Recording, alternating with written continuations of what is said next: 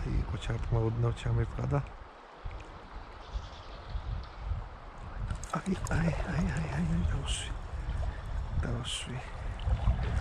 დავსვი მოდი აქ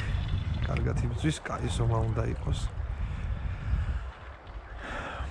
რაც შეეხება სამოყვარულო ჯოხით აი ასეთ ზომას რო დაიჭერ და რა ვიცი ხლა ჩაოლებრივად მუშაობს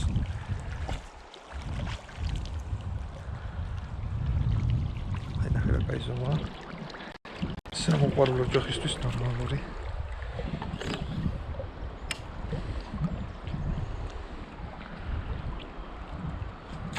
წუნას რაც შეეხება არის 211 გრამი თავის